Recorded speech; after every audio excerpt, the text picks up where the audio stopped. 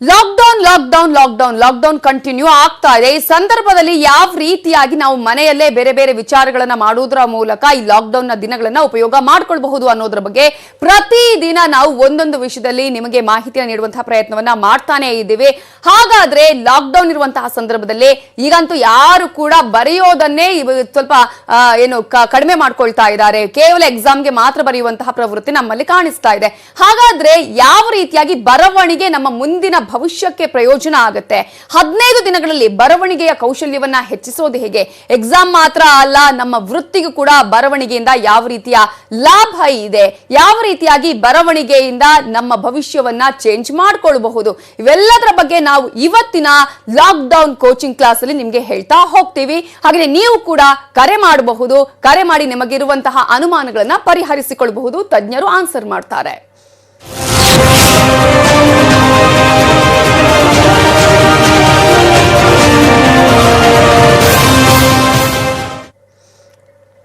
Lockdown coaching class ಅಲ್ಲಿ ಪ್ರತಿದಿನ ಒಂದೊಂದು ವಿಚಾರಗಳ ಬಗ್ಗೆ ನಿಮಗೆ ಮಾಹಿತಿಯನ್ನ ಕೊಡ್ತಾ ಇದ್ವಿ. ಮಕ್ಕಳಾಗಿರ್ಬೋದು, ಪೇರೆಂಟ್ಸ್ ಆಗಿರ್ಬೋದು, ಶಿಕ್ಷಕರು ಯಾವ ರೀತಿಯಾಗಿ ಈ ಸಂದರ್ಭದಲ್ಲಿ ಎಲ್ಲರೂ ಈ ದಿನದ ಉಪಯೋಗವನ್ನ ಹೇಗೆ ಮಾಡ್ಕೊಳ್ಬೇಕಾಗುತ್ತೆ ಅಂತ ಹೇಳಿ. ಈಗ ಬರವಣಿಗೆ ಅನ್ನೋದೇ ನಿಂತು ಹೋಗಿದೆ. ಎಲ್ಲರೂ ಕೂಡ ಮಕ್ಕಳಿಂದ ಹಿಡಿದು ದೊಡ್ಡವರು ಕೂಡ ಕೇವಲ ಮೊಬೈಲ್ ಅಲ್ಲಿ ಟೈಪ್ ಮಾಡೋದಾಗುತ್ತೆ.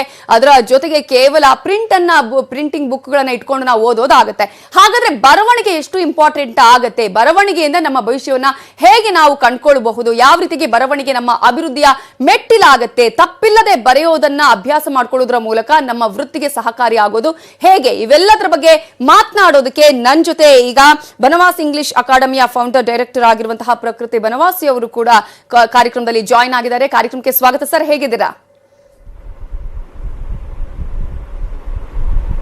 ನಮಸ್ಕಾರ ಮ್ಯಾಮ್, ಚೆನ್ನಾಗಿದ್ದೀನಿ. ನೀವು ಹೇಗಿದ್ದೀರಾ? Yes, I am fine sir. ಈಗ ಒಂದ್ ಕಡೆ ನಾವು ಪ್ರತಿದಿನ ನೋಡ್ತಾ ಇರ್ತೀವಿ, ಎಲ್ಲರೂ ಕೂಡ ಬರೆಯೋದನ್ನೇ ನಿಲ್ಲಿಸಿಬಿಟ್ಟಿದ್ದಾರೆ. ಮಕ್ಕಳಂತೂ ಎಕ್ಸಾಮ್ಗೆ ಬರೆಯೋದನ್ನ ಬಿಟ್ರೆ, ಕ್ಲಾಸಲ್ಲಿ ಒಂದಷ್ಟು ನೋಟ್ಸ್ ಅನ್ನ ಬರೆಯೋದು ಬಿಟ್ರೆ, ಅಲ್ಲೂ ಕೂಡ ಬರೆಯುವಂತಹ ಹವ್ಯಾಸ ತಪ್ಪಿ ಹೋಗಿದೆ ಅನ್ನೋದು. ಇನ್ನೊಂದ್ ಕಡೆ ನಾವು ಪೇರೆಂಟ್ಸ್ ಆಗಿರ್ಬೋದು ಅಥವಾ ಬೇರೆ ಬೇರೆ ವರ್ಗದವರನ್ನ ನೋಡಿದ್ರೆ ಬರೆಯುವ ಅಭ್ಯಾಸವೇ ಇಲ್ಲ ಅಂತ ಆಗಿದೆ. ಬರವಣಿಗೆ ಎಷ್ಟು ಇಂಪಾರ್ಟೆಂಟ್ ಅಂತ ಹೇಳ್ತೀರಿ?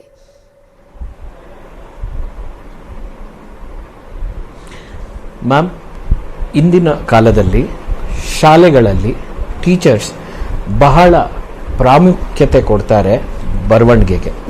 ಆದರೆ ಏನಾಗುತ್ತೆ ಅಂದರೆ ಮಕ್ಕಳು ಇದನ್ನ ಒಂದು ಇಂಪ್ರೂವ್ಮೆಂಟ್ ಪಾಯಿಂಟ್ ಆಫ್ ವ್ಯೂ ಬಿಟ್ಟು ಅಕಾಡೆಮಿಕ್ ಪಾಯಿಂಟ್ ಆಫ್ ವ್ಯೂ ಇಂದ ಅದನ್ನ ತಗೊಳ್ತಾ ಇದ್ದಾರೆ. ಮಕ್ಕಳು ಏನ್ ಮಾಡ್ತಾ ಇದ್ದಾರೆ ಅಂದ್ರೆ ಬರವಣಿಗೆನ ಮಾರ್ಕ್ಸ್ ಗಳಿಸಕ್ಕೆ ಉಪಯೋಗಿಸ್ತಾ ಇದ್ದಾರೆ ವಿನಃ ಅವರು ತಮ್ಮ ಜೀವನವನ್ನ ಹೇಗೆ ಅದರಿಂದ ಪ್ರಾಫಿಟ್ ಪಡೆಯೋದು ಅನ್ನೋದನ್ನ ಫೋಕಸ್ ಮಾಡ್ತಾ ಇಲ್ಲ. ಫಾರ್ ಎಕ್ಸಾಂಪಲ್ ನೋಡಿ, ಸರ್ ಫ್ರಾನ್ಸಿಸ್ ಬೇಕನ್ ಅಂತ ಹೇಳ್ತಾರೆ, reading maketh a man, writing a perfect man and comprehension the best man ಅಂತ ಇದೊಂದು ಎಸ್ಸೆಲ್ ಹೇಳ್ತಾರೆ. ನೋಡಿ ಮ್ಯಾಮ್, ಹಳೆ ಕಾಲದಲ್ಲಿ ನಿಮ್ಮ ಮಾತಿಗೆ ತೂಕ ಯಾಕಿರ್ತಿತ್ತು ಅಂದ್ರೆ ಅವರು ಬಹಳ ವರ್ಷಗಳು 20 ವರ್ಷ ಓದೋರು, ಆಮೇಲೆ ಬರೆಯೋರು. ಅವ್ರು ಬರ್ದಾಗ ಈ ಲೂಸ್ ವರ್ಡ್ಸ್ ಅಂತ ಇರುತ್ತಲ್ಲ ಅದೆಲ್ಲ ಎಲಿಮಿನೇಟ್ ಆಗತ್ತೆ. ಅವಾಗ ಏನಾಗತ್ತೆ ಅಂದ್ರೆ ನೀವು ಕರೆಕ್ಟ್ ಏನ್ ಬೇಕೋ ಅದ್ ಮಾತ್ರ ಬರೀತೀರಾ. ಆದ್ರೆ ಈಗಿನ ಕಾಲದಲ್ಲಿ ನೀವು ಸಂಭಾಷಣೆಯಲ್ಲಿ ನೋಡಿ, ಪ್ರತಿಯೊಬ್ರು ಮಾತಾಡ್ತಾ ಇರ್ಬೇಕಾದ್ರೆ ಅದೇನಂದ್ರೆ ನಾನು ಅಲ್ಲಿಗೆ ಹೋಗಿದ್ದೆ, ಅದೇ ಕಣ ಅಲ್ಲಿತ್ತಲ್ಲ ಆ ಜಾಗ, ಅದೇ ಅವತ್ತಿನ ದಿವಸ ಸಿಕ್ಕಿದ್ರಲ್ಲ, ಈ ತರ ಫ್ರಾಗ್ಮೆಂಟೇಶನ್ಸ್ ನಡೀತಾ ಇದೆ. ಒಂದು ವಾಕ್ಯನ ಸಂಪೂರ್ಣವಾಗಿ ಒಂದು ಫುಲ್ ಸ್ಟಾಪ್ ಹಾಕೋ ತನಕ ಒಂದು ಯೋಚನೆನ ಪ್ರೆಸೆಂಟ್ ಮಾಡೋ ಶಕ್ತಿ ಕಳ್ಕೊಂಡಿದ್ದಾರೆ. ಸೊ ಎಕ್ಸಾಮ್ ಟೈಮ್ ಅಲ್ಲೂ ಕೂಡ ನಾವು ಅಂದ್ಕೊಳ್ತೀವಿ, ಈಗ ಎಷ್ಟು ನಮ್ಗೆ ನೆನಪಿಗೆ ಬರುತ್ತೆ ಇದನ್ನ ಬರಿಬೇಕು ಅಂತ ಹೇಳಿ, ಬಟ್ ಅದಕ್ಕೆ ಎಷ್ಟೋ ಸಂದರ್ಭದಲ್ಲಿ ಆ ಸೆಂಟೆನ್ಸ್ ಅನ್ನ ಫಾರ್ಮೇಶನ್ ಮಾಡೋದಕ್ಕೆ ನಮ್ಗೆ ಸಾಧ್ಯ ಆಗೋದಿಲ್ಲ. ಆ ವರ್ಡ್ ಏನು ಅಂತ ನಾವು ನೆನಪು ಮಾಡ್ಕೊಳ್ತಾ ಇರ್ತೀವಿ ಕೆಲವೊಂದಷ್ಟು ವರ್ಡ್ ಅನ್ನ ಅಂತ ಹೇಳಿ. ಸೊ ಇದು ನಾವು ಓದುವ ಅಭ್ಯಾಸದಿಂದ ಕಡಿಮೆ ಆಗಿರೋದು ಅನ್ಸುತ್ತಾ? ಬರವಣಿಗೆಯ ಅಭ್ಯಾಸದಿಂದ ಕಡಿಮೆ ಆಗೋದು ಅನ್ಸುತ್ತಾ? ಇದನ್ನ ಸರಿ ಮಾಡಿಕೊಳ್ಳುವ ಬಗ್ಗೆ ಹೇಗೆ? ಓಕೆ ಮ್ಯಾಮ್, ನಾನು ಎಲ್ಲಾ ವೀಕ್ಷಕರಿಗೆ ಡೈರೆಕ್ಟ್ ಆಗಿ ನನ್ನ ಸಜೆಷನ್ಗೆ ಬರ್ತೀನಿ. ಎಲ್ಲಾ ವೀಕ್ಷಕರಿಗೂ ನಾನು ರಿಕ್ವೆಸ್ಟ್ ಮಾಡೋದೇನಂದ್ರೆ ಪ್ರತಿದಿನ 5 ನಿಮಿಷ ಅಷ್ಟೇ ನ್ಯೂಸ್ ಪೇಪರ್ನ ನೋಡ್ಕೊಂಡು ಓದಿ, ಜೋರಾಗಿ ಓದಿ. ಕರೆಕ್ಟಾ? ಇದು ಪ್ರೈಮರಿ ಇಂಟರಾಕ್ಷನ್ ಅಲ್ಲ, ಇದು ಸೆಕೆಂಡರಿ. ಯಾಕೆ ಅಂದ್ರೆ ನೀವು ಓದಿದಾಗ ಬೇರೆಯವ್ರ ಕಿವಿಗೆ ಆಗ್ತಾ ಇದೆ ಅನ್ನೋ ಒಂದು ಯೋಚನೆ ಇಟ್ಕೊಂಡು ಓದಿ. ಫಸ್ಟ್ ಥಿಂಗ್ ನೀವು ಓದಿ. ನೆಕ್ಸ್ಟ್ 5 ನಿಮಿಷ ದಿನ ನ್ಯೂಸ್ ಪೇಪರ್ ಇಂದ ಒಂದು ತಪ್ಪಿಲ್ದಲ್ಲೇ ಬರಿಬೇಕು. ಬೈ ಚಾನ್ಸ್ ಏನಾರೋ ತಪ್ಪು ಮಾಡಿದ್ರೆ ಇಮಿಡಿಯೇಟ್ ಆಗಿ ನೀವು ಮತ್ತೆ ಬರೆಯಕ್ ಶುರು ಮಾಡಿ. ಅದನ್ನ ತಿದ್ದುಬಿಟ್ಟು ಬರೆಯಕ್ ಹೋಗ್ಬೇಡಿ. ಅವಾಗ ಏನಾಗತ್ತೆ, ನೀವು ಒಂದೇ ಸತಿ ಸರಿಯಾಗಿ ಅರ್ಥ ಮಾಡಿಕೊಂಡು ಅದನ್ನ ಜೀರ್ಣ ಮಾಡಿಕೊಂಡು ಬರೀತೀರಾ ಅನ್ನೋ ಒಂದು ಎಬಿಲಿಟಿ ಬರುತ್ತೆ ನಿಮಗೆ. ಮಹಾಭಾರತದಲ್ಲಿ ವೇದವ್ಯಾಸ ಅವರು ಗಣೇಶಂಗೆ ಹೇಳಿದ್ದು ಇದೆ. ಗಣೇಶ ಅವರು ಬಹಳ ಫಾಸ್ಟ್ ಆಗಿ ಬರೀತಾ ಇದ್ರು. ಅವಾಗ ವೇದವ್ಯಾಸ ಅವ್ರು ಹೇಳಿದ್ರು, ನೀನ್ ಅರ್ಥ ಮಾಡ್ಕೊಂಡು ಬರೀಬೇಕು ಅಂತ. ಇದರಿಂದ ಏನಾಗತ್ತೆ, ನೀವು ಬರೀಬೇಕಾದ್ರೆ ನಿಮ್ಮ ಒಂದು ಆಕ್ಟಿವ್ ಥಾಟ್ ಪ್ರಾಸೆಸ್ ಇನ್ವಾಲ್ವ್ಮೆಂಟ್ ಇರುತ್ತೆ. ಇದು ಬರೀ ಅಕಾಡೆಮಿಕ್ಸ್ ಅಷ್ಟೇ ಅಲ್ಲ, ಶಾಲೆ ಅಥವಾ ಕಾಲೇಜ್ ಅಷ್ಟೇ ಅಲ್ಲ, ವೃತ್ತಿಪರ ನಡವಳಿಕೆಯಲ್ಲೂ ನೀವು ಒಂದೇ ಸತಿ ಯೋಚನೆ ಮಾಡಿಕೊಂಡು ಕರೆಕ್ಟ್ ಆಗಿ ಗ್ರಾಮ್ಯಾಟಿಕಲಿ ಮತ್ತೆ ನಿಮ್ಮ ಕಂಟೆಂಟ್ ಎರಡನ್ನೂ ಉತ್ತಮವಾಗಿ ಪ್ರೆಸೆಂಟ್ ಮಾಡಬಹುದು. ಪ್ರತಿದಿನ 5 ನಿಮಿಷ ನ್ಯೂಸ್ ಪೇಪರ್ ಇಂದ ನೋಡ್ಕೊಂಡು ಬರೀಬೇಕು. ಆದ್ರೆ ಕ್ಯಾಪಿಟಲ್ ಲೆಟರ್ ಸ್ಮಾಲ್ ಲೆಟರ್ ಆಗಬಾರ್ದು. ಕನ್ನಡದಲ್ಲಿ ಬರೀಬೇಕಾದ್ರೆ ನಿಮಗೆ ಒತ್ತಕ್ಷರ ಇದೆಯಲ್ಲ, ಅದು ಅಕ್ಕ ಪಕ್ಕ ಹೋಗ್ಬಾರ್ದು. ಅದು ಎಲ್ಲಿ ಇದೆಯೋ ಅಲ್ಲೇ ಇರಬೇಕು. ಹಕಾರ ಮರಿಬಾರ್ದು. ಈಗಿನ ಕಾಲದಲ್ಲಿ ಅವರು ಓದ್ರು ಅಂತಾರೆ. ಅವರು ಓದಿದ್ರೆ ಬರೆದ್ರೆ ತಾನೇ ಅವರು ಹೋದ್ರು ಅಂತ ಹೇಳಕ್ಕೆ ಅರ್ಥ ಆಗೋದು. ಹಕಾರನ ಕನ್ನಡಿಗರು ಮರಿತಾ ಇದ್ದಾರೆ. ಅವ್ರು ದಿನ ಬರೀತಾ ಇದ್ರೆ ಖಂಡಿತ ಅದು ಮರೆಯೋ ಚಾನ್ಸೇ ಇಲ್ಲ ತಾನೆ. ಎರಡನೇ ವಿಷಯ, ಪಂಕ್ಚುಯೇಷನ್ಸ್ ಬಗ್ಗೆ ಬಹಳ ಇಂಪಾರ್ಟೆನ್ಸ್ ಕೊಡಿ. ಎಲ್ಲಿ ಫುಲ್ ಸ್ಟಾಪ್ ಇಡಬೇಕು ನೀವು ನಂಬಲ್ಲ ಮೇಡಮ್. ನಾವು MBA ಕಾಲೇಜಸ್ ಅಲ್ಲಿ ಫುಲ್ ಸ್ಟಾಪ್ 3 ಮಿಲಿಮೀಟರ್ ದೂರ ಇಡಬೇಡಿ ಅಂತ ಹೇಳ್ಕೊಡೋ ಪರಿಸ್ಥಿತಿ ಬಂದಿದೆ. ಒಂದು ಫುಲ್ ಸ್ಟಾಪ್ ಮೇಲಿರಬಾರ್ದು, ಕೆಳಗಡೆ ಇರಬಾರ್ದು. ಅದು ಅಕ್ಷರದ ಪಕ್ಕದಲ್ಲಿ ಚುಕ್ಕೆ ಆಗಿರ್ಬೇಕು ಅನ್ನೋದು ಕೂಡ ಮಕ್ಕಳಿಗೆ ಗೊತ್ತಾಗ್ತಾ ಇಲ್ಲ. ಎಸ್, ಈಗ ಕರ್ಸಿವ್ ರೈಟಿಂಗ್ ಅನ್ನೋದನ್ನ ಹೇಳ್ತಾರೆ. ಕರ್ಸಿವ್ ರೈಟಿಂಗ್ ಎಷ್ಟು ಇಂಪಾರ್ಟೆಂಟ್ ಆಗುತ್ತೆ, ಎಷ್ಟು ಇಂಪಾರ್ಟೆಂಟ್ ಈಗ ಅಂತ?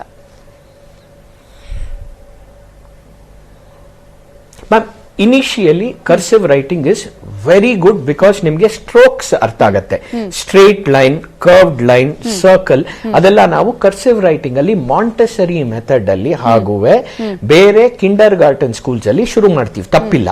ಆದ್ರೆ ಅದನ್ನ ನೀವು ಒಂದು ಹೈಯರ್ ಲೆವೆಲ್ಗೆ ಹೋದಾಗ ಅದನ್ನ ಉಪಯೋಗಿಸಬೇಡಿ. ಯಾಕೆ ಅಂದ್ರೆ ನೀವು ಡಿನ ಈ ತರ A ಅಂತ ಈ ತರ ಎಲ್ಲ ಬರ್ದಾಗ ಅದು ಎಕ್ಸೆಸ್ ಆಗತ್ತೆ. ನೋಡಿ, ಒಂದು ಎಕ್ಸಾಮಿನಲ್ಲಿ ನೀವು 1 ವರ್ಷ ಓದಿದ್ದನ್ನ 3 ಗಂಟೆಯಲ್ಲಿ ತೋರಿಸಬೇಕು. ಆದ್ರೆ ಆ 3 ಗಂಟೆಯಲ್ಲಿ ನೀವು ಪ್ರತಿ ಒಂದು ಅಕ್ಷರ ಬರಿಬೇಕಾದ್ರೆ ಅರ್ಧ ಸೆಕೆಂಡ್ ಜಾಸ್ತಿ ಮಾಡ್ಕೊಂಡ್ಬಿಟ್ರೆ ನಿಮಗ್ ಗೊತ್ತಿಲ್ದಲ್ಲೇನೆ 25 ನಿಮಿಷ ಜಾಸ್ತಿ ಬೇಕಾಗತ್ತೆ ಅಲ್ವಾ? So cursive writing is good to an extent.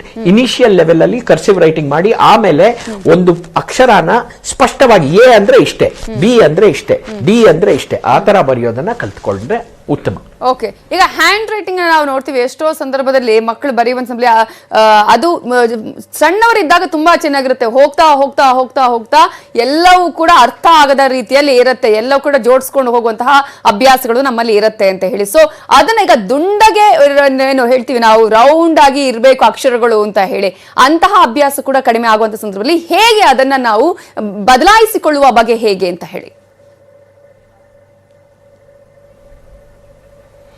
Ma'am, ನೀವು ಬಹಳ ಇಂಪಾರ್ಟೆಂಟ್ ಪ್ರಶ್ನೆನ ಇದು ನೀವು ಕೇಳಿದೀರಾ. ಇದು ಯಾಕೆ ಅಂದ್ರೆ ಚಿಕ್ಕ ವಯಸ್ಸಿನಲ್ಲಿ ಎಲ್ಲ ಚೆನ್ನಾಗಿರತ್ತೆ. ಕನ್ನಡದಲ್ಲಿ ಗಾದೆ ಇದೆಯಲ್ಲ, ಬರ್ತಾ ಬರ್ತಾ ರಾಯರ್ ಕುದುರೆ ಕತ್ತೆ ಆಯ್ತು ಅಂತ. ಇದು ನಮ್ಮಲ್ಲೂ ಆಗಿದೆ. ಯಾಕೆ ಅಂದ್ರೆ ಸ್ಕೂಲಲ್ಲಿ ಬರ್ತಾ ಬರ್ತಾ ರಾಯರ್ ಕುದುರೆ ಕತ್ತೆ ಆಯ್ತು ಅಂತ ಹೇಳಿದ್ದು ನಾವು ಕೂಡ ಅದನ್ನೇ ಅನುಭವಿಸಿದೀವಿ. ಚಿಕ್ಕ ವಯಸ್ಸಿನಲ್ಲಿ ನಾವು ಎಷ್ಟು ಬರಿತಾ ಇದ್ವಿ, ಸ್ಕೂಲಲ್ಲಿ ಇದ್ದಾಗ ಅಷ್ಟು ಬರಿತಾ ಇದ್ವಿ. ಕಾಲೇಜಿಗೆ ಬಂದಾಗ ನಿಧಾನಕ್ಕೆ ಅದು ಕಮ್ಮಿ ಆಗತ್ತೆ. ಆಮೇಲೆ ವೃತ್ತಿಪರ ನಡವಳಿಕೆಯಲ್ಲಿ ಬರೀ ಪ್ರಪೋಸಲ್, ಡ್ರಾಫ್ಟ್ಸ್ ಇಲ್ಲ ಅಂದ್ರೆ ರಿಕ್ವೆಸ್ಟ್ ಕಳಿಸೋ ಅದಕ್ಕೆ ಮಾತ್ರ ಸೀಮಿತವಾಗತ್ತೆ. ಅದೇನಾಗತ್ತೆ, ಅಭ್ಯಾಸ ಕಮ್ಮಿ ಆದಾಗ ನಮ್ಮ ಎಕ್ಸ್ಪರ್ಟಿಸ್ ಹೋಗೋದು ಯಾವುದೇ ಒಂದು ವಿಷಯದಲ್ಲಿ ಖಚಿತ. ಸೊ ನಾವೇನ್ ಮಾಡ್ಬೇಕು, ನಾವು ಅಭ್ಯಾಸನ ನಿರಂತರವಾಗಿ ಇಟ್ಕೋಬೇಕು. ಬರೆಯೋ ಅಭ್ಯಾಸ ನಾವು 100% ಇಟ್ಕೋಬೇಕು. ನಿಮ್ ಪ್ರಶ್ನೆ ಏನಂದ್ರೆ ಅದನ್ನ ಹೇಗೆ ನಾವು ಅದನ್ನ ಚೆಕ್ ಮಾಡ್ಕೊಳ್ಳೋದು ಅಂತ. ಇದಕ್ಕೆ 5 S ಹೇಳ್ತೀನಿ. Slant, style, shape, size. ಗೊತ್ತಾಗ್ತಾ ಇದೆಯಾ? Slant first. ಸ್ಲ್ಯಾಂಟ್ ಅಂದ್ರೆ ಏನ್ ಗೊತ್ತಾ, ನಿಮ್ಮ ಸ್ಲ್ಯಾಂಟ್ ಚೆನ್ನಾಗಿರ್ಬೇಕು. ನೀವು ಪ್ರತಿಯೊಂದು ಅಕ್ಷರಾನು ಸ್ಟ್ರೈಟ್ ಇರ್ಲಿ, ಇಂಡಿಪೆಂಡೆಂಟ್ ಇರ್ಲಿ, ಇಲ್ಲ ಪ್ರತಿಯೊಂದು ಅಕ್ಷರಾನು ಈ ತರ ಇರ್ಲಿ, ರೈಟ್ ಸ್ಲ್ಯಾಂಟ್ ಅಥವಾ ಲೆಫ್ಟ್ ಸ್ಲ್ಯಾಂಟ್ ಇರ್ಲಿ. ಒಂದೊಂದು ಅಕ್ಷರ ಒಂದೊಂದು ಸ್ಲ್ಯಾಂಟ್ ತಗೊಂಡಾಗ ಒಂದೇ ಪದದಲ್ಲಿ ಕೆಟ್ಟದಾಗಿ ಕಾಣುತ್ತೆ. Slant. Next size. A B C D corresponding size correct ಆಗಿರ್ಬೇಕು. ಒಂದು ಎ ದೊಡ್ಡದು ಬರೆಯೋದು, ಬಿ ಚಿಕ್ಕದು ಬರೆಯೋದು ಚೆನ್ನಾಗಿರಲ್ಲ. ಮೂರನೇದು ಶೇಪ್. ಏನ ನೀವು 6 ತರ ಬರೀರಿ, ತಪ್ಪೇನಿಲ್ಲ. ಆದ್ರೆ 6 ತರಾನು ಒಂದೇ ಒಂದು ಶೈಲಿಲಿ ಬರಬೇಕು. ಏನ ನಾವು ಹಿಂಗ್ ಬರಿಬಹುದು ಅಥವಾ ಹಿಂಗ್ ಬರ್ದ್ಬಿಟ್ಟು ಹಿಂಗ್ ಬರಿಬಹುದು, ತಪ್ಪಿಲ್ಲ. ಆದ್ರೆ ಅದು 6 ತರ ಬರೀರಿ, 60 ತರ ಬರಿಬೇಡಿ. ಇದು ಸ್ಲ್ಯಾಂಟ್ ಆಯ್ತು, ಸೈಜ್ ಆಯ್ತು, ಶೇಪ್ ಆಯ್ತು. ಈಗ ನಿಮಗ್ ಬರೋದು ಸ್ಪೇಸ್. ಸ್ಪೇಸ್ ಅಂದ್ರೆ ಏನ್ ಗೊತ್ತಾ? ಸ್ಪೇಸ್ ಅಂದ್ರೆ ಒಂದು ಪದಕ್ಕೆ ಇನ್ನೊಂದು ಪದಕ್ಕೆ, ಒಂದು ಅಕ್ಷರಕ್ಕೆ ಇನ್ನೊಂದು ಅಕ್ಷರಕ್ಕೆ ಯೂನಿಫಾರ್ಮ್ ಸ್ಪೇಸ್ ಇರಬೇಕು. ನೀವು ತುಂಬಾ ಜಾಸ್ತಿ ಕೊಟ್ಬಿಟ್ಟು ಅಥವಾ ತುಂಬಾ ಕಮ್ಮಿ ಕೊಟ್ರೆ ಅದು ಹ್ಯಾಫಜಾರ್ಡ್ ಆಗಿರುತ್ತೆ. ಈ 4 ವಿಷಯಗಳು ಚೆನ್ನಾಗಿದ್ರೆ, ಸ್ಲ್ಯಾಂಟ್, ಸೈಜ್, ಶೇಪ್, ಸ್ಪೇಸ್ ಚೆನ್ನಾಗಿದ್ರೆ, 5ನೇ ವಿಷಯ ಬರುತ್ತೆ, ಅದು ಸ್ಟೈಲ್. ನೀವು ಇದ್ 4 ಸರಿಪಡಿಸಿದಾಗ ನಿಮ್ಮ ಸ್ಟೈಲ್ ನ ನೀವು ಬೆಳೆಸ್ಕೋಬಹುದು. ನೀವು ಸಾಮಾನ್ಯವಾಗಿ ಹಿಂಗ್ ಬರೆದ್ರೆ ಈಗ ಹಿಂಗ್ ಬರೀರಿ, ಪರವಾಗಿಲ್ಲ. ನಿಮ್ಮ ಸ್ಟೈಲ್ ಬರೋದು ಯಾವಾಗ ಅಂದ್ರೆ ಶೇಪು, ಸೈಜು, ಸ್ಪೇಸು ಮತ್ತೆ ಸ್ಲ್ಯಾಂಟ್ ಚೆನ್ನಾಗಿದೆ. ಓಕೆ, ಸಾಕಷ್ಟು ಮಾತನಾಡಿಸ್ತೀನಿ ನಿಮ್ ಜೊತೆ. ಈಗಾಗಲೇ ಒಂದು ರೀತಿಯಲ್ಲಿ ನಮ್ಗೆ ಬರೆಯುವ ಅಭ್ಯಾಸವೇ ಈಗ ತಪ್ಪಿ ಹೋಗಿದೆ. ಹಾಗಾಗಿ ಎಷ್ಟೋ ಸಂದರ್ಭದಲ್ಲಿ ಈಗ ಇನ್ನೊಂದಷ್ಟು ನಾವು ಕಾಂಪಿಟೇಟಿವ್ ಎಕ್ಸಾಮ್ಗೆ ತಯಾರು ಮಾಡ್ಕೊಳ್ಬೇಕು, ಬರಿಬೇಕು ಅನ್ನೋದಾದ್ರೂ ಕೂಡ ಎಷ್ಟೋ ಜನರಿಗೆ ಅದು ಆಗೋದಿಲ್ಲ ಅನ್ನೋದನ್ನ ಹೇಳ್ತಾ ಇರ್ತಾರೆ. ಯಾಕಂದ್ರೆ ಕೇವಲ ನಮ್ಗೆ ಸಮಯ ಇರೋದೇ ಸ್ವಲ್ಪ ಬರೆಯೋದಕ್ಕೆ. ಅಂತ ಸಂದರ್ಭದಲ್ಲಿ ನಮ್ಮ ಕೈಯೇ ಓಡುದಿಲ್ಲ, ಪೇನ್ ಬರ್ತಾ ಇರುತ್ತೆ ಅಂತ ಹೇಳ್ತೀವಿ. ಹಾಗಾದ್ರೆ ಯಾವ ರೀತಿಯಾಗಿ ಅದಕ್ಕೆ ನಾವು ಅಭ್ಯಾಸ ಮಾಡ್ಕೊಳ್ಬೇಕಾಗುತ್ತೆ? ಇದ್ರ ಬಗ್ಗೆ ನೀವು ಕೂಡ ಕರೆ ಮಾಡಬಹುದು ಒಂದು ಚಿಕ್ಕ ಬ್ರೇಕ್ ಆದ್ಮೇಲೆ.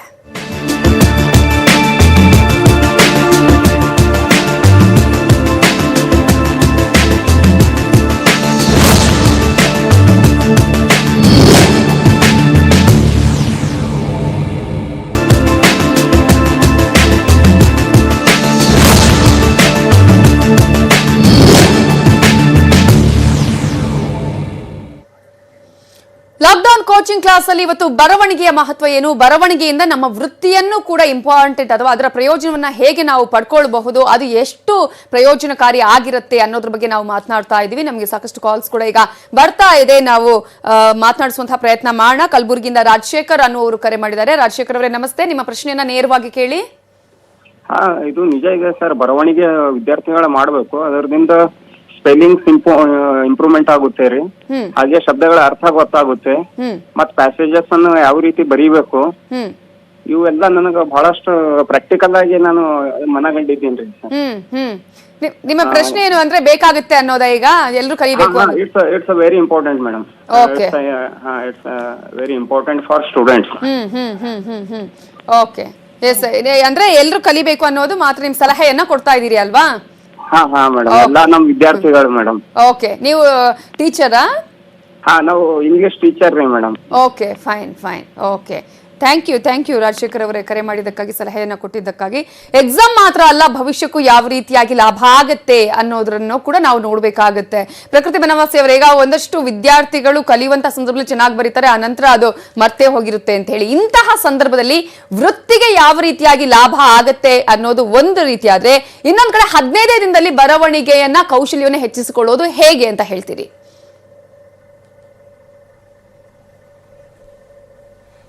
ಮ್ಯಾಮ್, ಏನೇ ವಿಷಯ ಆಗಿರ್ಬೋದು, ಅದು ಕನ್ಸಿಸ್ಟೆಂಟ್ ಆಗಿ ಪ್ರತಿದಿನ ನಾವು ಚೆಕ್ ಮಾಡಿಕೊಂಡು ಅಭ್ಯಾಸ ಮಾಡಿದಾಗ ಅದು ಉತ್ತಮ ಆಗತ್ತೆ. ನಾನ್ ನಿಮಗೆ ರಿಕ್ವೆಸ್ಟ್ ಮಾಡೋದೇನಂದ್ರೆ, ದಯವಿಟ್ಟು ಅರ್ಥ ಮಾಡ್ಕೊಳ್ಳಿ, ನಮ್ಮ ವೀಕ್ಷಕರೆಲ್ಲ ನೋಡ್ತಾ ಇದಾರಲ್ಲ, ಅವ್ರು ಇವತ್ತೇ ಶುರು ಮಾಡ್ಲಿ. ಹೆಂಗಂತೂ ಇನ್ 15 ದಿನ ಒಳ್ಳೆ ಲಾಕ್ ಡೌನ್ ಇದೆ, ಮನೇಲೇ ಇರ್ಬೇಕು. ಪ್ರತಿದಿನ 5 ನಿಮಿಷ ಬದಲು ದಿನಕ್ಕೆ 3 ಸತಿ ಅವರು ಒಂದೊಂದು 5 ಮಿನಿಟ್ಸ್ ಅಭ್ಯಾಸ ಮಾಡ್ಲಿ. ದಿನ ನ್ಯೂಸ್ ಪೇಪರ್ ನ ನೋಡ್ಕೊಂಡು ಹೇಳೋದಷ್ಟೇ ಅಲ್ಲ, ಕನ್ನಡ ನೀವು ನ್ಯೂಸ್ ಓದ್ತಿರಲ್ಲ, ಅದನ್ನೂ ಕೂಡ ಅವರು ರಿಪೀಟ್ ಮಾಡಿದ್ರೆ ಬಹಳ ಉತ್ತಮ ಆಗತ್ತೆ. ಅವರು ಮಾತಾಡೋದು ಹೇಗೆ ಅನ್ನೋದನ್ನ ನಿಮ್ಮಿಂದ ಕಲಿಬಹುದು. ನಾನು ಯಾವಾಗ್ಲೂ ನನ್ನ ಸ್ಟೂಡೆಂಟ್ಸ್ ಹೇಳ್ತೀನಿ, ನ್ಯೂಸ್ ರೀಡರ್ಸ್ ನ ನೋಡ್ಕೊಂಡು ಫಸ್ಟ್ ನಿಮ್ಮ ಕನ್ನಡನ ನೀವು ಇಂಪ್ರೂವ್ ಮಾಡ್ಕೊಳ್ಳಿ.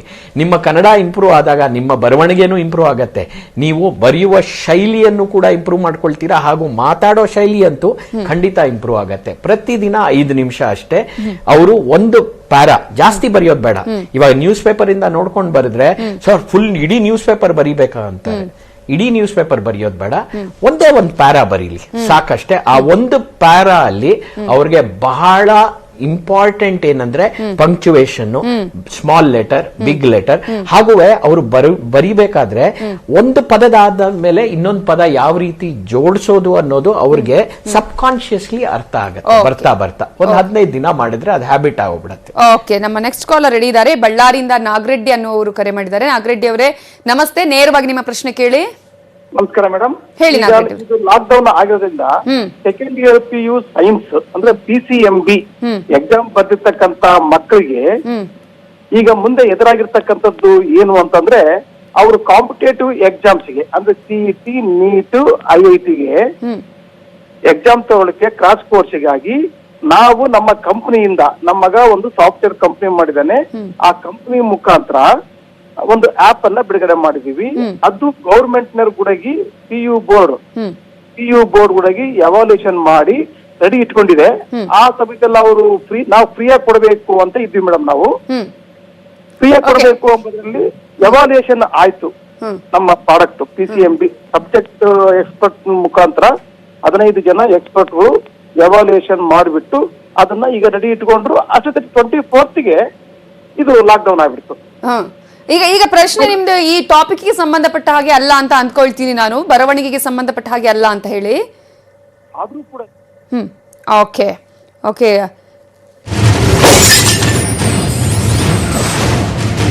ಎಸ್, ಈ ಒಂದು ಲಾಕ್ಡೌನ್ ಕೋಚಿಂಗ್ ಕ್ಲಾಸ್ ನಾವು ಮುಂದುವರಿಸ್ತೀವಿ. ಅದಕ್ಕಿಂತ ಮೊದಲು ಒಂದು ಬ್ರೇಕಿಂಗ್ ನ್ಯೂಸ್ ಬರ್ತಾ ಇದೆ. ನಾಳೆ ಬೆಳಗ್ಗೆ ರಾಷ್ಟ್ರವನ್ನ ಉದ್ದೇಶಿಸಿ ಮೋದಿ ಭಾಷಣವನ್ನ ಮಾಡ್ತಾರೆ. ನಾಳೆ ಬೆಳಗ್ಗೆ ಈಗಾಗಲೇ ಲಾಕ್ಡೌನ್ ಇವತ್ತು 13ನೇ ತಾರೀಕು 14ಕ್ಕೆ ಇಲ್ಲಿಗೆ ಮುಗಿಯತ್ತೆ ಅನ್ನೋದನ್ನ ಹೇಳಲಾಗಿದೆ. ಅಂದ್ರೆ 21 ದಿನ ಆಗತ್ತೆ, 21 ದಿನ ನಾಳೆ ಮುಗಿಯತ್ತೆ. ಸೊ ನಾಳೆ ಬೆಳಗ್ಗೆ ರಾಷ್ಟ್ರವನ್ನ ಉದ್ದೇಶಿಸಿ ಪ್ರಧಾನಿ ನರೇಂದ್ರ ಮೋದಿ ಅವರು ಭಾಷಣವನ್ನ ಮಾಡ್ತಾರೆ.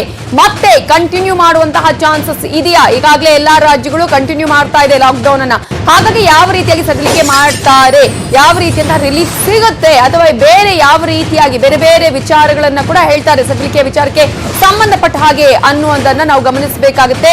ನಾಳೆ ಬೆಳಗ್ಗೆ 10 ಗಂಟೆಗೆ ರಾಷ್ಟ್ರವನ್ನ ಉದ್ದೇಶಿಸಿ ಪ್ರಧಾನಿ ನರೇಂದ್ರ ಮೋದಿ ಭಾಷಣವನ್ನ ಮಾಡಲಿದ್ದಾರೆ. ಈ ಸಂದರ್ಭದಲ್ಲಿ ಇಡೀ ಒಂದು ದೇಶದ ಜನರಿಗೆ ಧನ್ಯವಾದವನ್ನ ಕೂಡ ಹೇಳಲಿಕ್ಕಿದ್ದಾರೆ. ಯಾಕಂದ್ರೆ 21 ದಿನಗಳ ಕಾಲ ಈಗಾಗಲೇ ಲಾಕ್ ಡೌನ್ ಪೀರಿಯಡ್ ಅಲ್ಲಿ ಯಾವ ರೀತಿಯಾಗಿ ಇಡೀ ಭಾರತೀಯರು ಸಹಕಾರವನ್ನ ಕೊಟ್ಟಿದ್ದಾರೆ.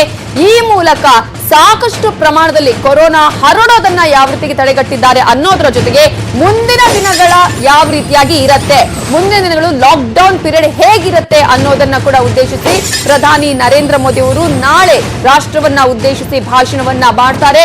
ಬೆಳಗ್ಗೆ 10 ಗಂಟೆಗೆ ಪ್ರಧಾನಿ ನರೇಂದ್ರ ಮೋದಿ ಅವರ ಭಾಷಣ ಇರುತ್ತೆ. ಸೊ ದೇಶಾದ್ಯಂತ ಲಾಕ್ ಡೌನ್ ಮುಂದುವರಿಯತ್ತಾ? ಯಾಕಂದ್ರೆ ಈಗಾಗಲೇ ಸಾಕಷ್ಟು ರಾಜ್ಯಗಳು ಸಲಹೆಯನ್ನ ಕೊಟ್ಟಿರೋದು ಅದೇ, ಸಾಕಷ್ಟು ರಾಜ್ಯಗಳ ಸಿಎಂಗಳು ವಿಡಿಯೋ ಕಾನ್ಫರೆನ್ಸ್ ಮೂಲಕ ಹೇಳಿದಂತದ್ದು ಕೂಡ ಅದೇ, ಲಾಕ್ ಡೌನ್ ಕಂಟಿನ್ಯೂ ಮಾಡಲೇಬೇಕು ಮುಂದಿನ ಒಂದು ಪರಿಸ್ಥಿತಿಯನ್ನ ನೋಡಿಕೊಂಡು ಅಂತ ಹೇಳಿ. ಈ ಹಿನ್ನೆಲೆಯಲ್ಲಿ ಲಾಕ್ ಡೌನ್ ಬಗ್ಗೆ ಯಾವ ರೀತಿಯಾಗಿ ಪ್ರಧಾನಿ ನರೇಂದ್ರ ಮೋದಿ ಅವರು ಮಾತನಾಡ್ತಾರೆ, ಲಾಕ್ ಡೌನ್ ಕಂಟಿನ್ಯೂ ಮಾಡ್ತಾರಾ, ಇಡೀ ಒಂದು ದೇಶದ ಜನರಿಗೆ ಈ ಮೂಲಕ 21 ದಿನಗಳ ಕಾಲ ಲಾಕ್ ಡೌನ್ ಅನ್ನ ಯಾವ ರೀತಿಯಾಗಿ ಲಾಕ್ ಡೌನ್ ಸಂದರ್ಭದಲ್ಲಿ ಸಹಕಾರ ಮಾಡಿದವರೆಲ್ಲರಿಗೂ ಕೂಡ ಧನ್ಯವಾದವನ್ನ ಹೇಳ್ತಾರಾ? ಸಾಕಷ್ಟು ಕುತೂಹಲ ಕೂಡ ಇದೆ. ಪ್ರಧಾನಿ ನರೇಂದ್ರ ಮೋದಿ ಅವರ ಭಾಷಣ ಯಾವ ವಿಚಾರಕ್ಕೆ ಸಂಬಂಧಪಟ್ಟಂತೆ ಇರುತ್ತೆ, ಮುಂದಿನ ಲಾಕ್ ಡೌನ್ ಅನ್ನ ಅವರು ಒಂದು ವೇಳೆ ಹೇಳಿದ್ದೆ ಅನ್ನೋದಾದ್ರೆ ಕೆಲ ವಿನಾಯಿತಿಗಳೊಂದಿಗೆ ಲಾಕ್ ಡೌನ್ ಕಂಟಿನ್ಯೂ ಆಗುತ್ತಾ, ಯಾವ ವಿನಾಯಿತಿಗಳು ಇರುತ್ತೆ, ಆ ಒಂದು ವಿನಾಯಿತಿಗಳು ಯಾವ್ಯಾವ ಕ್ಷೇತ್ರಗಳಿಗೆ ಸಂಬಂಧಪಟ್ಟ ಹಾಗೆ ಇರುತ್ತೆ ಅನ್ನೋದು ಬಹಳ ಕುತೂಹಲಕ್ಕೆ ಕಾರಣ ಆಗಿದೆ. ಹಾಗಾಗಿ ಪ್ರಧಾನಿ ನರೇಂದ್ರ ಮೋದಿ ಅವರು ನಾಳೆ ಬೆಳಗ್ಗೆ 10 ಗಂಟೆಗೆ ಇಡೀ ದೇಶವನ್ನ ಉದ್ದೇಶಿಸಿ ಭಾಷಣವನ್ನ ಮಾಡ್ತಾರೆ. ಏನಾಗಬಹುದು, ಯಾವ ರೀತಿಯಾದಂತಹ ಒಂದು ಲಾಕ್ ಡೌನ್ ಇರುತ್ತೆ, ಲಾಕ್ ಡೌನ್ ಅನ್ನ ಮೊದಲಿಗೆ ಅವರು ಅನೌನ್ಸ್ ಮಾಡ್ತಾರೆ, ಅಂದ್ರೆ ಕಂಟಿನ್ಯೂ ಮಾಡುವಂತಹ ವಿಚಾರವನ್ನ ಅನೌನ್ಸ್ ಮಾಡ್ತಾರಾ, ಕಂಟಿನ್ಯೂ ಮಾಡೋದಂದ್ರೆ ಯಾವ ರೀತಿಯಾಗಿರುತ್ತೆ, ಅಥವಾ ಇಂತಹ ಸಂದರ್ಭದಲ್ಲಿ ದೇಶ ಎಷ್ಟು ಸೇಫ್ ಆಗಿದೆ ಕೊರೋನಾದಿಂದ, ಈ ಎಲ್ಲಾ ವಿಚಾರಗಳ ಬಗ್ಗೆ ಮಾತನಾಡ್ತಾರಾ ಪ್ರಧಾನಿ ನರೇಂದ್ರ ಮೋದಿ ಅನ್ನುವಂತಹ ಸಾಕಷ್ಟು ಕುತೂಹಲ ಕೂಡ ಇದೆ.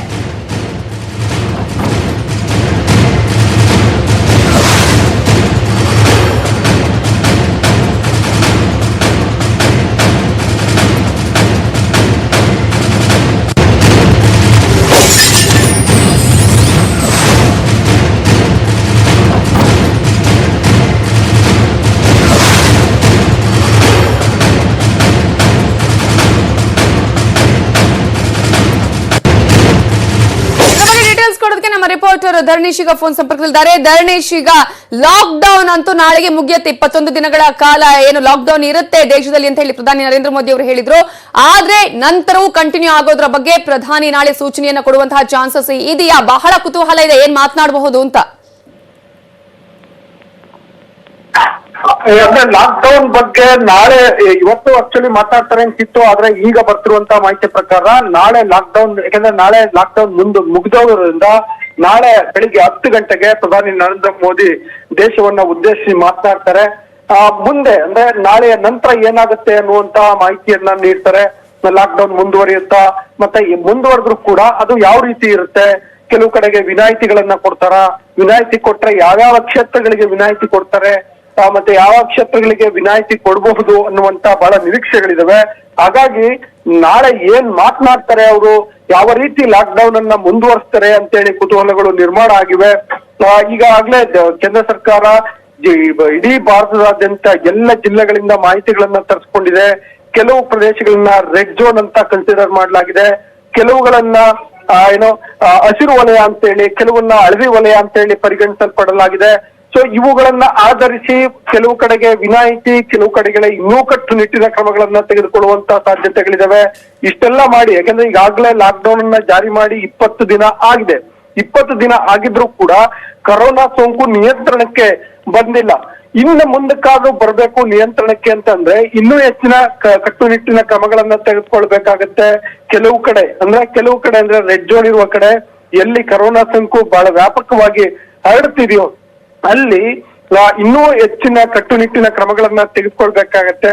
ಆ ಸಂಬಂಧಪಟ್ಟಂತೆ ಏನಾದ್ರೂ ಅವರು ಮಾತನಾಡಬಹುದು.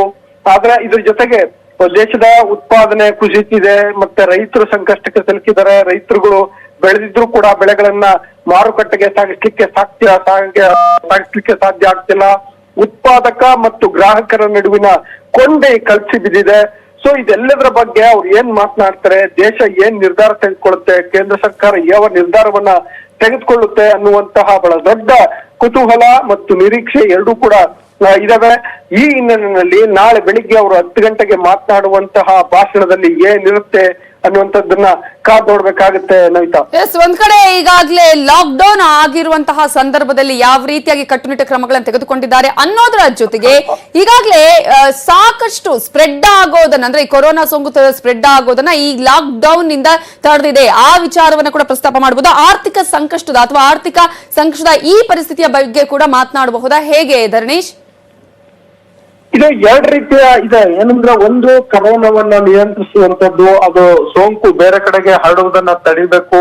ಇದು ಕೂಡ ಬಹಳ ದೊಡ್ಡ ಸವಾಲು ಭಾರತದಂತ ದೇಶಕ್ಕೆ ಅಂತಂದ್ರೆ ಅತಿ ಹೆಚ್ಚು ಜನಸಂಖ್ಯೆ ಇರುವಂತ ದೇಶಕ್ಕೆ. ಈಗ ಫಾರ್ ಎಕ್ಸಾಂಪಲ್ ಡೆಲ್ಲಿನಲ್ಲಿ ಬಹಳ ವ್ಯಾಪಕವಾಗಿ ಹರಡ್ತಿದೆ, ಯಾಕೆಂದ್ರೆ ಡೆಲ್ಲಿಯ ಡೆನ್ಸಿಟಿ ಹಂಗಿದೆ.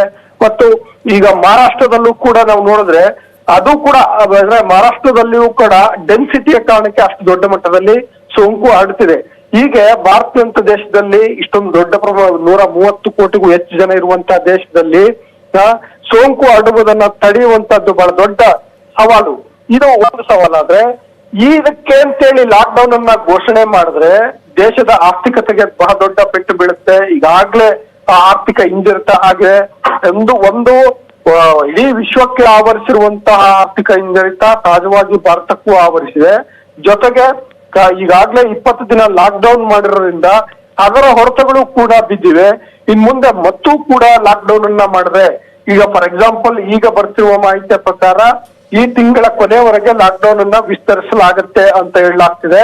ಸೊ ಈ ತಿಂಗಳ ಕೊನೆಯವರೆಗೆ ಲಾಕ್ ಡೌನ್ ಅನ್ನ ವಿಸ್ತರಿಸಿದ್ರೆ ಅಲ್ಲಿವರೆಗೆ ಉತ್ಪಾದನೆ ಆಗುವಂತದ್ದು ಫ್ಯಾಕ್ಟ್ರಿಗಳಿರ್ಬೋದು, ಅಗ್ರಿಕಲ್ಚರ್ ಸೆಕ್ಟರ್ ಇಂದ ಬರುವಂತ ಉತ್ಪಾದನೆ ಇರ್ಬೋದು, ಅಥವಾ ಸರ್ವಿಸ್ ಸೆಕ್ಟರ್ ನಲ್ಲಿ ಆಗ್ತಿದ್ದಂತದ್ದು ಇರ್ಬೋದು.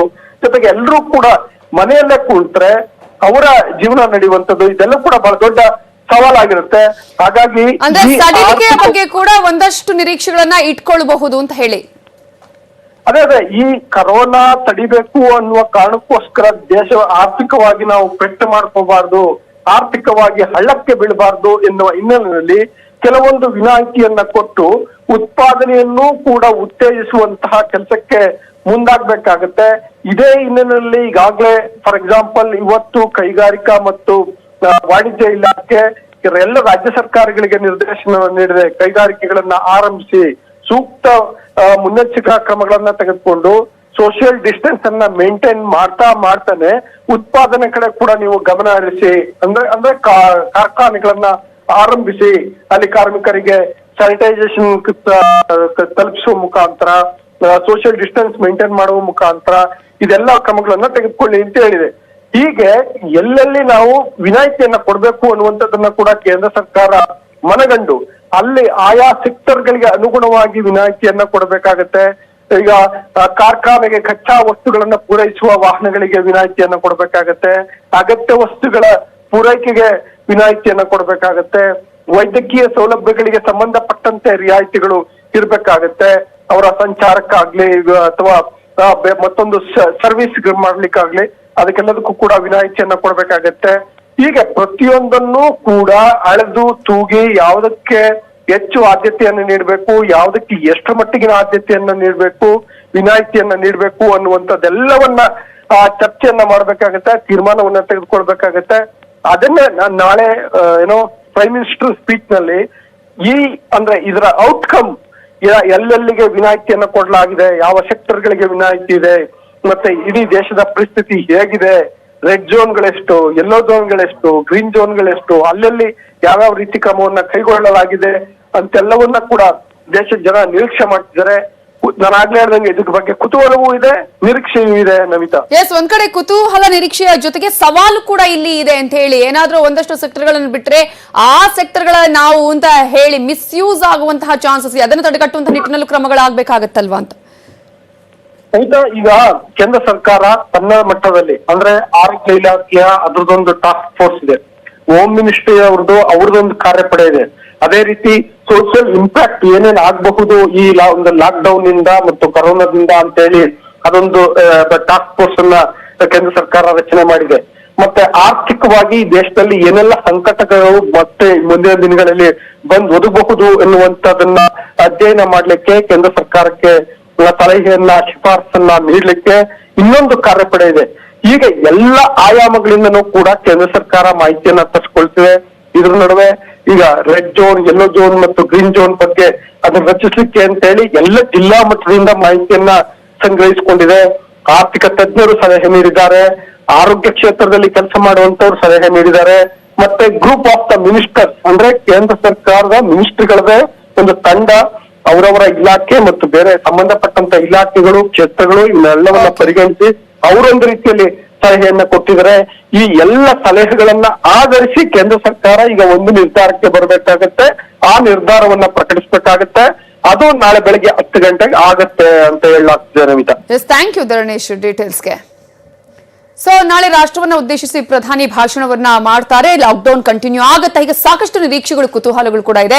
ಜೊತೆಗೆ ಇಂತಹ ಸಂದರ್ಭದಲ್ಲಿ ನಮ್ಮ ಬರವಣಿಗೆಯನ್ನ ಉತ್ತಮಗೊಳಿಸೋದು ಹೇಗೆ, ಬರವಣಿಗೆಯ ಕೌಶಲ್ಯವನ್ನ ಹೆಚ್ಚಿಸಿಕೊಳ್ಳುವ ಬಗ್ಗೆ ಹೇಗೆ ಅನ್ನೋದ್ರ ಬಗ್ಗೆ ಕೂಡ ಇನ್ನಷ್ಟು ಮಾಹಿತಿಯನ್ನು ಕೊಡ್ತೀವಿ. ನೀವು ಕೂಡ ಕರೆ ಮಾಡಬಹುದು ಬ್ರೇಕ್ ಆದ್ಮೇಲೆ.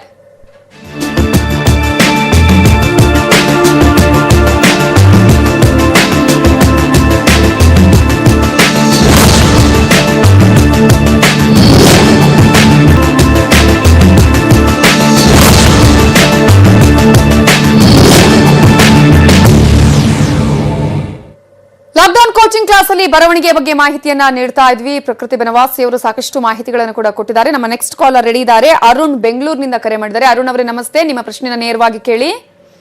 ನಮಸ್ಕಾರ ಸರ್. ಸರ್, ಇದು ಅಕಾರ ಮತ್ತೆ ನಕಾರ ಅನ್ಬಿಟ್ಟು ಕನ್ನಡದಲ್ಲಿ ಬರುತ್ತಲ್ಲ, ಅದು ಯಾವ ತರ ಕಂಡಿರಿಯೋದು ಮತ್ತೆ ನಾವು ಪೇಪರ್ ಓದಾಗ ಇದು ಈ ಪದಗೆ ಸೇರಿದೆ ಅಂತ ಯಾವ ತರ ನಾವು ಕಂಡಿರಿಯೋದು ಸರ್?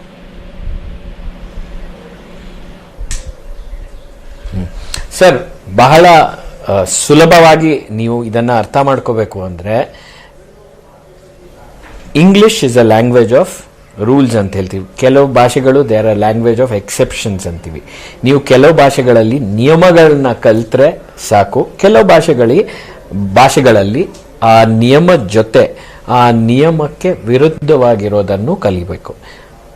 ಉದಾಹರಣೆಗೆ ನೀವು ಇಂಗ್ಲಿಷ್ನಲ್ಲಿ ಹೇಳಿದಾಗ I am going to the market, to the mobile repair showroom, to the office, to the school ಅಂತೆಲ್ಲ ಹೇಳ್ತೀವಿ. ಆದರೆ ಎಲ್ಲ ಕಡೆ ಟು ದ ಅಥವಾ ಟು ಎ ಅಥವಾ ಟು ಅಂತ ಹಾಕೋ ಇದು ಪದ್ಧತಿ ಖಂಡಿತ ನಿಜ. ಬಟ್ ನೀವು ಮನೆಗೆ ಹೋದಾಗ, ಅದು ನಿಮ್ಮ ಮನೆಗೆ ಸಂಬಂಧಿಸಿದಂತೆ ನೀವು ಹೇಳಿದಾಗ ಐ ಆಮ್ ಗೋಯಿಂಗ್ ಹೋಮ್ ಅನ್ಬೇಕು, ಟು ಬರಬಾರ್ದು. ಸೊ ಇವಾಗ ನಿಯಮ ಏನು, ಟು ಹಾಕಬೇಕು. ನಿಯಮಕ್ಕೆ ವಿರುದ್ಧವಾಗಿರೋದೇನು, ಹೋಮ್ ಅಂದಾಗ ಟು ಹಾಕಬಾರ್ದು. ಅದೇ ತರ ನೀವು ಹಕಾರ ಮತ್ತು ಬೇರೆ ತರ ನೀವು ಮಾತಾಡ್ಬೇಕಾದ್ರೆ ಎಲ್ಲಿ ನೀವು ಏನನ್ನ ಯೂಸ್ ಮಾಡಬೇಕು ಅನ್ನೋದನ್ನ ಕಲಿಯೋದು ಬಹಳ ಸಿಂಪಲ್ ಸರ್. ನೀವು ಎಷ್ಟು ಅಭ್ಯಾಸ ಮಾಡ್ತೀರೋ, ಎಷ್ಟು ಬರೀತೀರೋ ಅಷ್ಟು ಒಳ್ಳೇದು. ಎಸ್, ನಮ್ಮ ನೆಕ್ಸ್ಟ್ ಕಾಲರ್ ರೆಡಿ ಇದ್ದಾರೆ. ಉಡುಪಿಯಿಂದ ಮನಸ್ವಿನಿ ಅನ್ನುವರು ಕರೆ ಮಾಡಿದ್ದಾರೆ. ನಮಸ್ತೆ ಮನಸ್ವಿನಿ ಅವರೇ, ನೇರವಾಗಿ ನಿಮ್ಮ ಪ್ರಶ್ನೆಯನ್ನ ಕೇಳಿ. ಓಕೆ, ಅವರ ಸಂಪರ್ಕ ಸಾಧ್ಯ ಆಗ್ತಾ ಇಲ್ಲ. ಈಗಾಗಲೇ ಒಂದಷ್ಟು ಭಾಷೆಯ ಬಗ್ಗೆ ಕೂಡ ಒಂದಷ್ಟು ವಿಚಾರಗಳು ಇಲ್ಲಿ ಬರುತ್ತೆ ಅಂತ ಹೇಳಿ, ಈಗ ಫೋಟೋಗ್ರಾಫ್ ನಮ್ಮ ಮುಖಭಾವನ ಅಥವಾ ಚಿತ್ರವನ್ನ ಏನು ಹೇಳುತ್ತೋ, ಬರವಣಿಗೆ ನಮ್ಮ ಮನಸ್ಸಿನ ವಿಚಾರವನ್ನ, ಅಭಿವ್ಯಕ್ತಿಯನ್ನ ಹೇಳುತ್ತೆ ಅಂತ ಹೇಳಿ. ಸೊ ಈ ಬರವಣಿಗೆ ಎಲ್ಲರಿಗೂ ಕೂಡ ತುಂಬಾ ಇಂಪಾರ್ಟೆಂಟ್ ಆಗುತ್ತೆ ಅಂತ ಹೇಳಿ. ಈಗ ಚಿಕ್ಕ ಮಕ್ಕಳಿಗೆ ಬರೆಯುವಂತಹ ಅಭ್ಯಾಸಗಳಿರುತ್ತೆ, ಬಟ್ ದೊಡ್ಡವರಾದ್ಮೇಲೆ ಅದು ಹೋಗ್ತಾ ಇರುತ್ತೆ. ಅಂತ ಸಂದರ್ಭದಲ್ಲಿ ಆಫ್ಟರ್ SSLC ಏನ್ ಮಾಡಬೇಕು, ಅವರಿಗೆ ವೃತ್ತಿಗೆ ಅಥವಾ ಮುಂದಿನ ಅವರ ಜೀವನಕ್ಕೆ ಎಷ್ಟು ಸಹಕಾರಿ ಆಗೋದಕ್ಕೆ ಈ ಬರವಣಿಗೆ ಇಂಪಾರ್ಟೆಂಟ್ ಆಗುತ್ತೆ ಅಂತ ಹೇಳ್ತೀರಿ?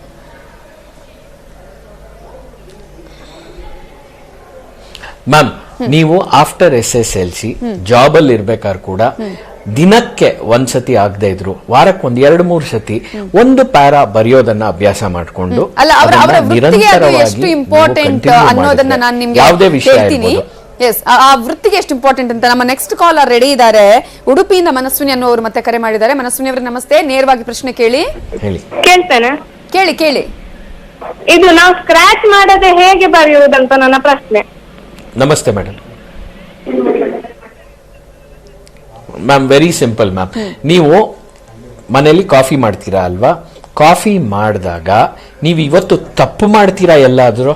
ನೀವು 100 ಸತಿ ಮಾಡಿ ಅಭ್ಯಾಸ ಇರೋ ಕಾರಣದಿಂದ ನೀವು ಒಂದು ಸತಿನೂ ಈಗ ಕಾಫಿ ಮಾಡಿದಾಗ ತಪ್ಪು ಮಾಡಲ್ಲ. ಅದೇ ರೀತಿ ನೀವು ಸ್ಕ್ರಾಚ್ ಮಾಡಬಾರ್ದು ಅಂತ ಹೇಳಿದ್ರೆ ನೀವು ಅಭ್ಯಾಸನ ನಿರಂತರವಾಗಿ ಇಟ್ಕೊಂಡ್ರೆ ಖಂಡಿತ ಹೇಳ್ತೀನಿ ಕೇಳಿ, ತಪ್ಪುಗಳು ಅಷ್ಟೇ ಕಮ್ಮಿ ಆಗತ್ತೆ. ಅವಾಗ ನೀವು ಒಂದೇ ಸತಿ ಬರೆದ್ರೆ ಅದು ಪರ್ಫೆಕ್ಟ್ ಆಗಿರುತ್ತೆ. ಎಸ್, ಒಂದ್ ಕಡೆ ಈಗಾಗಲೇ ಎಲ್ರಿಗೂ ಕೂಡ ಇರುವಂತಹ ಪ್ರಶ್ನೆ ಕೂಡ ಅದೇ, ಯಾವ ರೀತಿಯಾಗಿ ಇರಬೇಕಾಗುತ್ತೆ ಅಂದ್ರೆ, ಎಕ್ಸಾಮ್ ನ ಪೇಪರ್ ಗಳನ್ನ ನಾವು ನೋಡಿದ್ರೆ ಒಂದ್ಸಲ ಬರ್ದಿರ್ತೀವಿ, ಆಮೇಲೆ ಮತ್ತೆ ಅದನ್ನ ಸ್ಕ್ರಾಚ್ ಮಾಡಿರ್ತೀವಿ, ಮತ್ತೆ ಬರೆಯೋದಕ್ಕೆ ಹೋಗ್ತೀವಿ, ಇನ್ನೊಂದಷ್ಟು ನೆನಪು ಬರೋದಿಲ್ಲ, ಮತ್ತೆ ಟೈಮ್ ವೇಸ್ಟ್ ಆಗ್ತಾ ಇರುತ್ತೆ. ಸೊ ಸ್ಪೀಡ್ ಎಷ್ಟು ಇಂಪಾರ್ಟೆಂಟ್ ಈ ಸಂದರ್ಭದಲ್ಲಿ? ಬರವಣಿಗೆಯ ವೇಗ ಎಷ್ಟು ಇಂಪಾರ್ಟೆಂಟ್?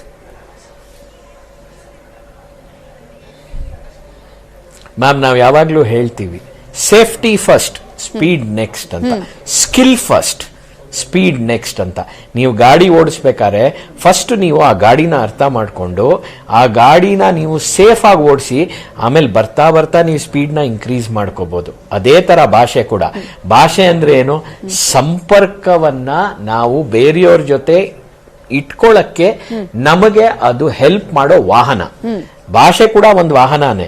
ನಮ್ಮ ಯೋಚನೆಗಳನ್ನ ಬೇರೆಯವ್ರಿಗೆ ನಾವು ಆ ವಾಹನದ ಮುಖಾಂತರ ತೋರಿಸ್ತೀವಿ. ಫಸ್ಟ್ ನಾವು ಚೆನ್ನಾಗಿ ಅಭ್ಯಾಸ ಮಾಡಿಕೊಂಡು ನಾವು ಒಳ್ಳೆ ರೀತಿ ಮಾತನಾಡೋದನ್ನ, ವಾಟ್ ಟು ಟಾಕ್ ಮತ್ತೆ ಹೌ ಟು ಟಾಕ್, ಇವೆರಡರನ್ನು ನಾವು ತೂಕದಿಂದ ಮಾಡೋದು ಕಲಿಬೇಕು.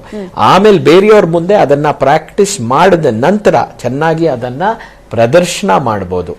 ಬ್ರೀದ್ and talk, think and talk, listen and talk, practise and talk, observe and talk. ನಾವು ಬರೀ ಮಾತಾಡೋದಷ್ಟೇ ಅಲ್ಲ, ಈ ನಿಯಮಗಳನ್ನ ಫಾಲೋ ಮಾಡಿದ್ರೆ ಖಂಡಿತ ಹೇಳ್ತೀನಿ ನೀವು ಹೇಳಿದ್ದು ಆಗತ್ತೆ. ಓಕೆ, ಈಗಾಗಲೇ ಮಕ್ಕಳಿಗಿರುವಂತಹ ಪ್ರಶ್ನೆ ಕೂಡ ಅದೇ, ಒಂದು ರೀತಿಯಲ್ಲಿ ಫಾಸ್ಟ್ ಆಗಿ ಬರಿಬೇಕಾಗತ್ತೆ, ತಪ್ಪಿಲ್ದ ಹಾಗೆ ಬರಿಬೇಕಾಗತ್ತೆ ಅಂತ ಹೇಳಿ. ಜೊತೆಗೆ ಈಗ ನೀವು ಆಗ್ಲೇ ಹೇಳ್ತಾ ಇದ್ರಿ ಅಂದ್ರೆ ವೃತ್ತಿಗೆ ತುಂಬಾ ಇಂಪಾರ್ಟೆಂಟ್ ಆಗುತ್ತೆ ಅಂತ ಹೇಳಿ. ನಾವು ಯಾವಾಗ್ಲೂ ಕೂಡ ಬರೆಯೋ ರೀತಿಯಲ್ಲಿ ಮಾತನಾಡೋದಿಲ್ಲ, ಗ್ರಾಂಥಿಕವಾಗಿ ನಾವು ಅದನ್ನ ಮಾತನಾಡೋದಿಲ್ಲ. ಬಟ್ ಗ್ರಾಂಥಿಕವಾಗಿ ಮಾತನಾಡಬೇಕಾಗತ್ತ ಯಾವುದೇ ಒಂದು ವೃತ್ತಿಗೆ ಬೇಕಾಗುವಂತಹ ಸಂದರ್ಭದಲ್ಲಿ ಹೇಗೆ? ಹೌದು ಮ್ಯಾಮ್. ನೋಡಿ ಮ್ಯಾಮ್, ನಾವು ಇದನ್ನ 2 ತರ ಹೇಳ್ತೀವಿ, ಆಡು ಭಾಷೆ ಮತ್ತೆ ನಾವು ನಾಡು ಭಾಷೆ ಅಂತ ಹೇಳ್ತೀವಿ. ಆಡು ಭಾಷೆ ಇದೆಯಲ್ಲ, ಅದು ನಮಗೆ ಬೇರೆಯವ್ರ ಜೊತೆಗೆ ನಮ್ಮ ಪರ್ಸನಾಲಿಟಿನ ತೋರ್ಸಕ್ಕೆ ಬಹಳ ಅದು ಹೆಲ್ಪ್ ಮಾಡತ್ತೆ. ಆದ್ರೆ ನಾವು ವೃತ್ತಿಪರ ನಡವಳಿಕೆ ತೋರಿಸ್ಬೇಕು ಅಂದ್ರೆ ನಾವು ಫಾರ್ಮಲ್ ರೀತಿಯಲ್ಲಿ ಮಾತಾಡಬೇಕು. ನಮಗೆ ಈಗಿನ ಕಾಲದಲ್ಲಿ ಟೀ ಶರ್ಟ್ ಇಂದ ಫಾರ್ಮಲ್ ಶರ್ಟ್ಗೆ ಬರೋ ಅಭ್ಯಾಸ ಕಮ್ಮಿ ಆಗಿದೆ. ಹಂಗಂದ್ರೆ ಏನಂದ್ರೆ ನಾವು ಏನೋ ಚೆನ್ನಾಗಿದೆನೋ ಅದು ಇದು ಅಂತ ಆತರ ಕ್ಯಾಶುವಲ್ ಆಗಿ ಮಾತಾಡ್ತಾ ಇರ್ತೀವಿ. ಅದನ್ನ ಕಂಟಿನ್ಯೂ ಮಾಡಿಕೊಂಡು good morning sir, don't worry sir, ನಾನು ಇದು ಮಾಡ್ತೀನಿ ಅಂತ ನಾವು ಫಾರ್ಮಲ್ ಆಗಿ ಮಾತಾಡೋದು, ಜಂಪ್ ಮಾಡೋದು ಕಷ್ಟ ಆಗ್ತಾ ಇದೆ. ಅದೇ ನಾವು ಫಾರ್ಮಲ್ ಶರ್ಟ್ ಹಾಕೊಂಡಿದ್ದಾಗ ನನ್ನ ಫ್ರೆಂಡ್ ಬರ್ತಾನೆ, ನಾನು ಕಂಪನಿಲಿ ಕೂತ್ಕೊಂಡು ಫಾರ್ಮಲ್ ಆಗಿ ಮಾತಾಡ್ತಿರ್ತೀನಿ, ನನ್ನ ಫ್ರೆಂಡ್ ಬಂದಾಗ ಏನೋ ಚೆನ್ನಾಗಿದೆಯೇನೋ ಅಂತ ನಾವು ಟೀ ಶರ್ಟ್ಗೆ ಜಂಪ್ ಆಗ್ತೀವಿ. But majority of the people ಅವ್ರು ಏನ್ ಮಾಡ್ತಾ ಇದ್ದಾರೆ ಅಂದ್ರೆ ವೃತ್ತಿಪರ ನಡವಳಿಕೆಯಲ್ಲಿ ಒಂದು ಕಟ್ಟುನಿಟ್ಟಾಗಿ ಅವರು ಭಾಷೆಯನ್ನ ಉಪಯೋಗಿಸೋದನ್ನ ಮರಿತಾ ಇದ್ದಾರೆ. ಇದು ನಾವು ಖಂಡಿತ we have to practise and perfect. Okay, ನನ್ನ ಕೊನೆಯ ಪ್ರಶ್ನೆ ಇರೋದು, ಶಾರ್ಟ್ ಫಾರ್ಮ್ ಅಲ್ಲಿ ನಾವು ಯಾವಾಗ್ಲೂ ಕೂಡ ಬರಿತಾ ಇರ್ತೀವಿ, ಟೆಕ್ಸ್ಟ್ ಮಾಡುವಾಗ ಆಗಿರಬಹುದು ಅಥವಾ ಯಾರಿಗೇ ಒಂದು ಮೆಸೇಜ್ ಕೊಡುವಂತಹ ಸಂದರ್ಭದಲ್ಲಿ. ಸೊ ಅದು ನಮ್ಮ ಪ್ರೊಫೆಷನ್ಗೂ ಕೂಡ ಇಂಪ್ಯಾಕ್ಟ್ ಆಗತ್ತಾ ಹೇಗೆ ಅಂತ ಹೇಳಿ? ಖಂಡಿತ ಆಗತ್ತೆ ಮ್ಯಾಮ್. ನೋಡಿ, ನಾನು ನನ್ನ ಸ್ಟೂಡೆಂಟ್ಸ್ಗೆ ಎಲ್ಲರಿಗೂ ಹೇಳ್ತೀನಿ, ನೀವು ನಾಳೆ ಕ್ಲಾಸ್ ಇಲ್ಲ ಅಂತ ನನಗೆ ತಿಳಿಸ್ಬೇಕು ಅಥವಾ ನಾನು ಕ್ಲಾಸಿಗೆ ಬರಲ್ಲ ಅಂತ ತಿಳಿಸ್ಬೇಕು ಅಂತ ನೀವು SMS ಕಳಿಸಿದ್ರೆ, ನೀವು ಐ ಕೆನಾಟ್ ಕಮ್ ಟು ಮಾರೋ, ಟು ಹಾಕ್ಬಿಟ್ಟು ಮಾರೋ ಹಾಕ್ತಾರೆ. ಅದೆಲ್ಲ ಮಾಡಿ ತಪ್ಪೇನಿಲ್ಲ. ಯಾಕಂದ್ರೆ ನೀವು ಇದನ್ನ ಮಾಡಿ ಅಭ್ಯಾಸ ಮಾಡ್ಕೊಂಡಿದ್ದೀರಾ, ತಪ್ಪೇನಿಲ್ಲ. ಆದ್ರೆ ಏನಾದ್ರೂ ನೀವು ಎಕ್ಸಾಮಿನೇಷನ್ ಶೀಟ್ ಅಲ್ಲಿ ತಪ್ಪು ಬರೆದ್ರೆ, ನೀವು ಈ ತರ ಶಾರ್ಟ್ ಕಟ್ ಯೂಸ್ ಮಾಡಿದ್ರೆ, ಖಂಡಿತ ನಾನು ಮಾರ್ಕ್ಸ್ ಕಟ್ ಮಾಡ್ತೀನಿ ಅಂತ. ಯಾಕೆ ಅಂದ್ರೆ ಇವಾಗ ನಿಮ್ಮ ತಂದೆ ಇದ್ದಾರೆ, ನಿಮ್ಮ ಫ್ರೆಂಡ್ಸ್ ಇದ್ದಾರೆ. ನಿಮ್ ತಂದೆನ ಸಡನ್ ಆಗಿ ನಿಮ್ ಫ್ರೆಂಡ್ಸ್ ಜೊತೆ ಮಾತಾಡ್ತಾ ನಿಮ್ ತಂದೆನ ಏನೋ ಲೋ ಅಂತ ಯಾವತ್ತೂ ಹೇಳಲ್ಲ ನೀವು. ನಿಮ್ಮ ತಂದೆಗೆ ಕೊಡುವ ಮರ್ಯಾದೆನ ನೀವು ಕೊಟ್ಟೆ ಕೊಡ್ತೀರಾ. ಅದೇ ರೀತಿ ನೀವು ಕ್ಯಾಶುವಲ್ ಆಗಿದ್ದಾಗ ಪರವಾಗಿಲ್ಲ, ನೀವು ಮಾಡಿ. ಆದ್ರೆ ಫಾರ್ಮಲ್ ಆಗಿ ದಯವಿಟ್ಟು ನೀವು ಆ ನಿಯಮದ ಪ್ರಕಾರ ಬರವಣಿಗೆನ ಫಾಲೋ ಮಾಡಿ. ಎಸ್, ಸಾಕಷ್ಟು ವಿಚಾರಗಳು ನಮ್ಮ ಜೊತೆ ಹಂಚಿಕೊಂಡಿದ್ದೀರಾ, ಸಾಕಷ್ಟು ವೀಕ್ಷಕರಿಗೆ ಇದರ ಪ್ರಯೋಜನ ಆಗಿದೆ ಅಂತ ಅಂದ್ಕೊಳ್ತೀನಿ. ಥ್ಯಾಂಕ್ ಯು ಸೋ ಮಚ್ ನಮ್ಮ ಈ ಕಾರ್ಯಕ್ರಮದಲ್ಲಿ ಜಾಯ್ನ್ ಆಗಿದ್ದಕ್ಕಾಗಿ. ಏನೋ ಯಾವ ರೀತಿಯಾಗಿ ಈಗಾಗಲೇ ಬೆಂಗಳೂರಲ್ಲಿ ಲಾಕ್ಡೌನ್ ಪರಿಸ್ಥಿತಿ ಇದೆ ಈಗ, ಬಟ್ ಆ ಸಿಚುವೇಶನ್ ನಿಜವಾಗ್ಲೂ ಕೂಡ ಕರೆಕ್ಟ್ ಆಗಿ ಇದೆಯಾ, ಆ ರೀತಿಯಂತಹ ಲಾಕ್ಡೌನ್ ಸ್ಥಿತಿ ಇದೆಯಾ ಅನ್ನೋದರ ಒಂದು ಮಾಹಿತಿನ ನಾವು ಕೊಡ್ತೀವಿ ಒಂದು ಚಿಕ್ಕ ಬ್ರೇಕ್ ಆದ್ಮೇಲೆ.